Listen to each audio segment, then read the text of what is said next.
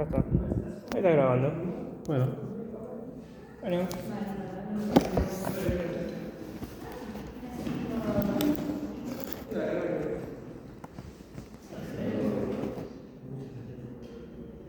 Perfecto, Pablo.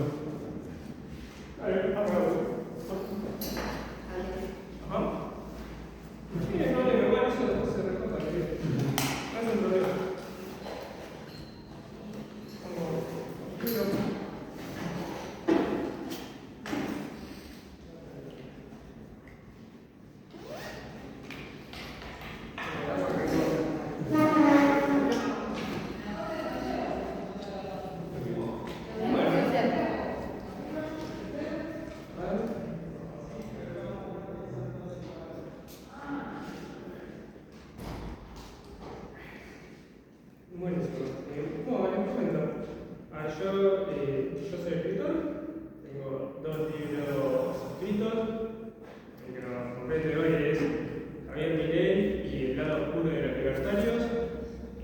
Este libro lo escribí en 20 capítulos. Yo lo enfoqué en varias cosas del liberalismo. Hay, bueno, algunas cuestiones ideológicas de ellos que son directamente criminales, que eso en parte ya se conoce respecto de contrabando, de tráfico, de órganos, de personas, de drogas. Eso gran parte de la sociedad ya lo sabe, porque fue lo que gatilló y me motivó a escribir. Y después hay otras cuestiones que son más sociológicas, que yo creo que les va a interesar más a una facultad de ciencias sociales, y también cuestiones relacionadas a las relaciones de poder en el ámbito de la derecha. Que hay que recordar que Milei está aliado con Trump, está aliado con Bolsonaro, son fundamentalmente todos, digamos, hacia el mismo eje sociopolítico. Entonces, vamos por la estructura global desde el punto de vista liberal. Por un lado, ¿cómo se vende? Se vende como que es una estructura social nueva, como que es algo político nuevo, como que, bueno, eso es exactamente una inversión de la realidad.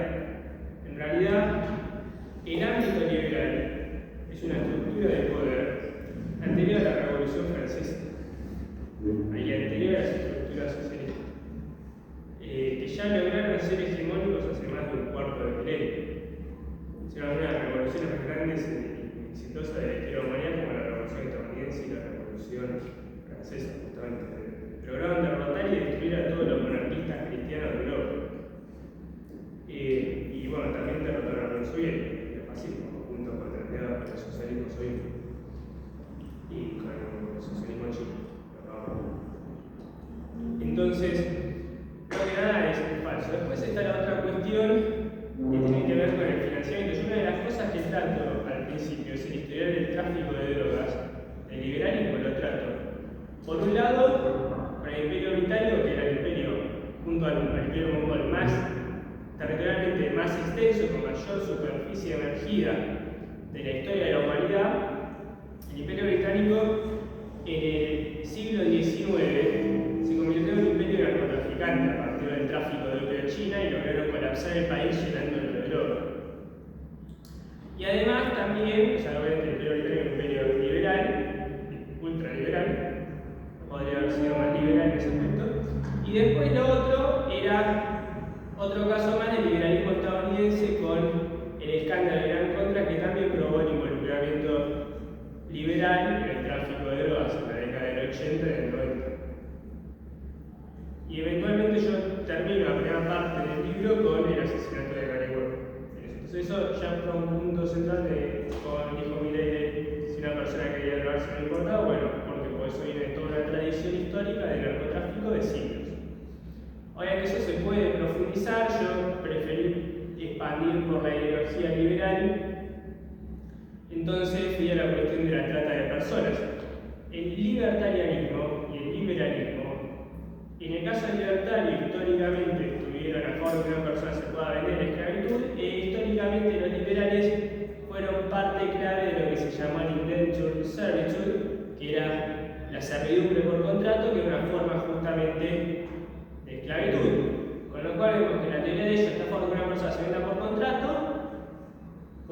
analizarse, y a su vez vemos también la historia factual, un hecho histórico de que el liberalismo justamente traficó personas. Más que nada de Irlanda y de las zonas pobres de Inglaterra hacia las Américas, que eso tenía todo un componente de clase, y para algunos ingleses veían a los irlandeses como una raza humana aparte, también un componente racial, que también se puede analizar sociopolíticamente. Y a su vez, también se puede profundizar más en el liberalismo y se puede profundizar en la estructura de poder global que tienen atrás. Que si hicieron la Revolución Estadounidense y la Revolución Francesa, podemos fácilmente inferir, y yo logré probar documentalmente que sigue hasta el día de hoy, que es una estructura global de poder.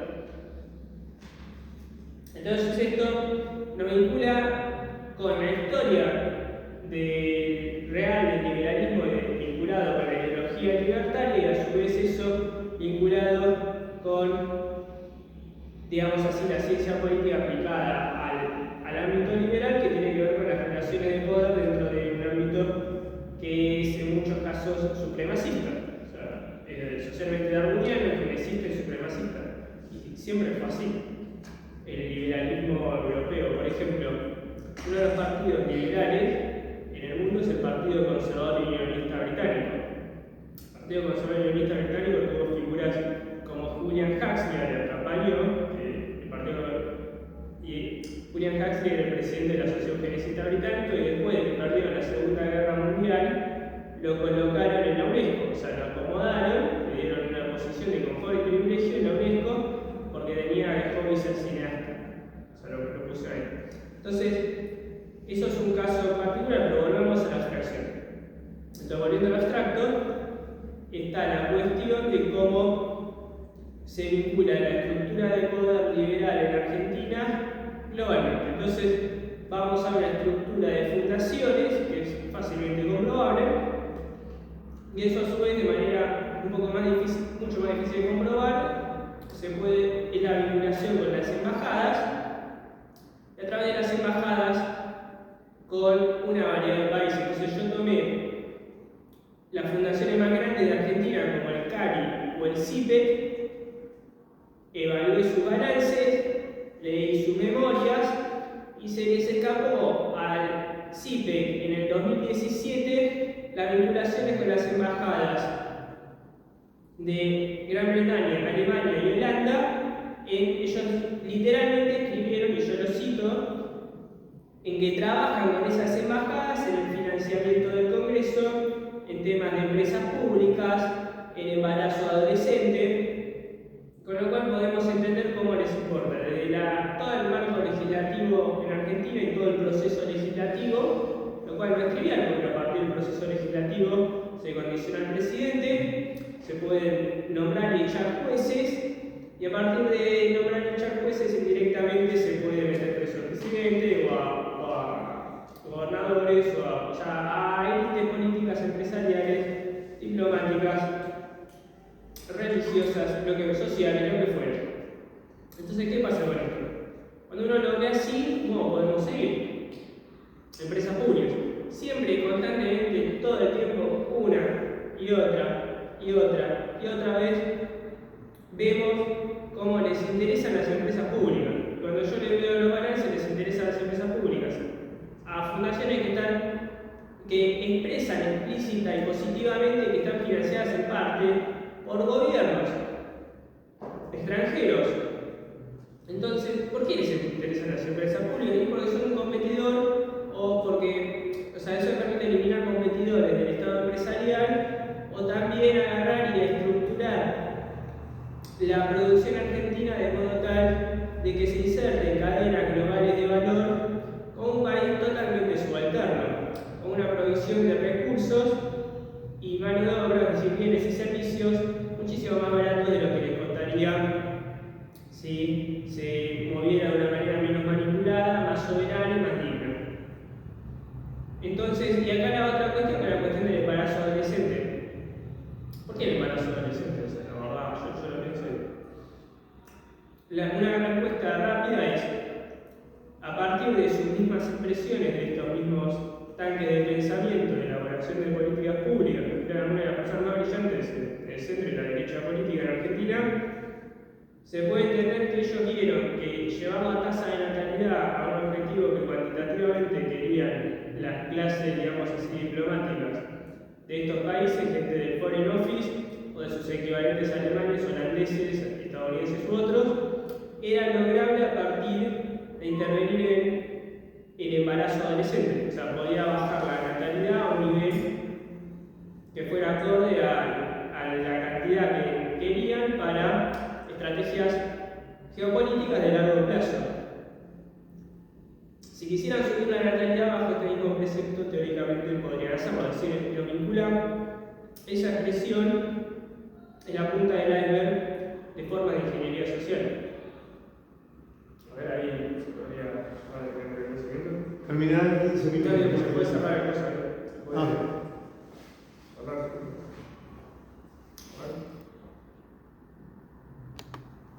Buenísimo.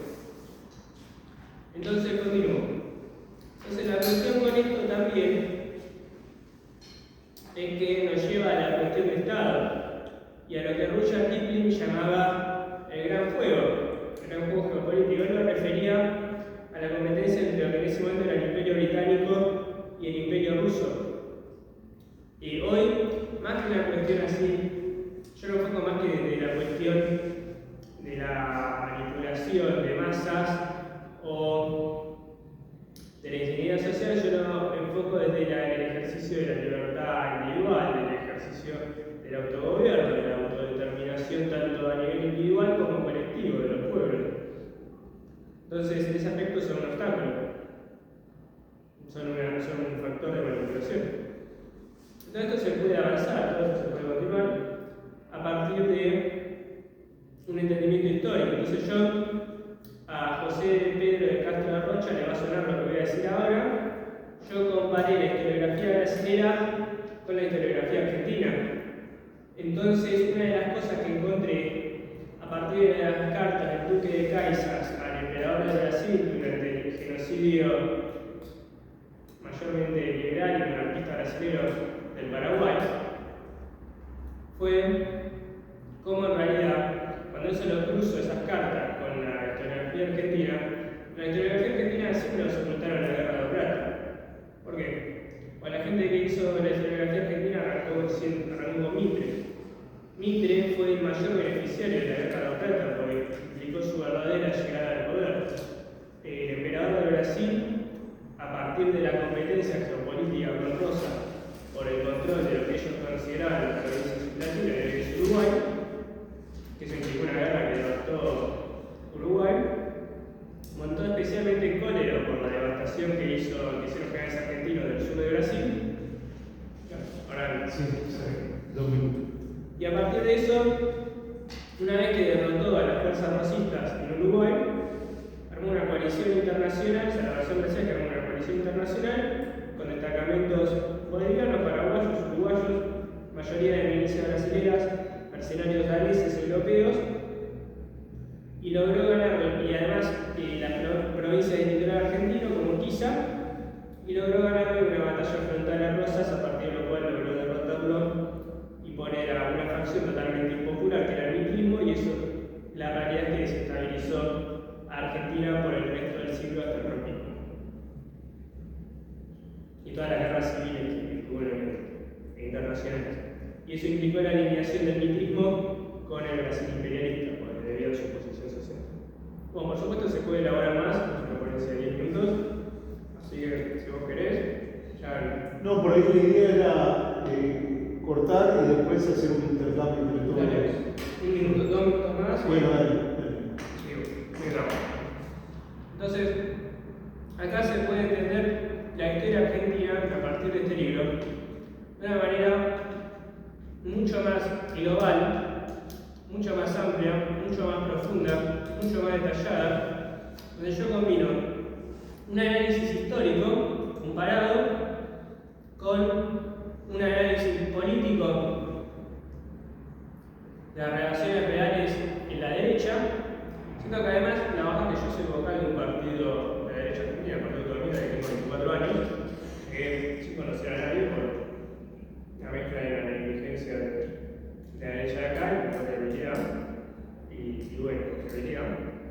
Y bueno, a partir de esto también se puede profundizar en las relaciones económicas. Yo aproveché la formación contable que dispongo, estuve analizando los balances, las vinculaciones con una variedad de países, entonces logré probar vinculaciones financieras, financiamiento de la derecha argentina, del centro político argentino, por parte de sociedades como Estados Unidos, Reino Unido, es decir, Inglaterra, más que nada, es la fracción más dominante viene de Londres, Holanda, Alemania,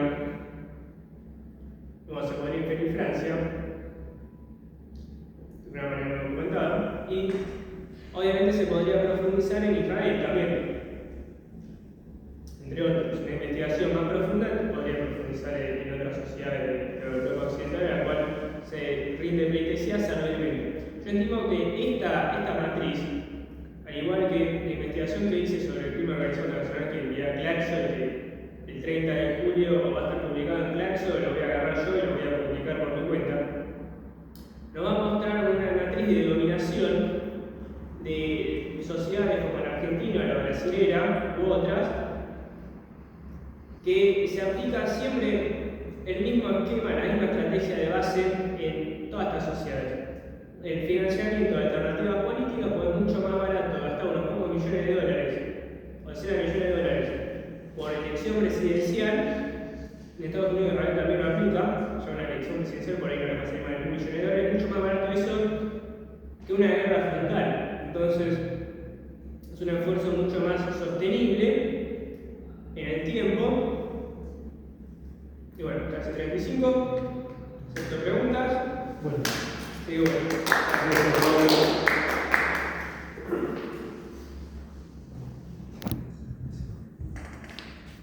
Bueno. No va a alcanzar. Alejandro.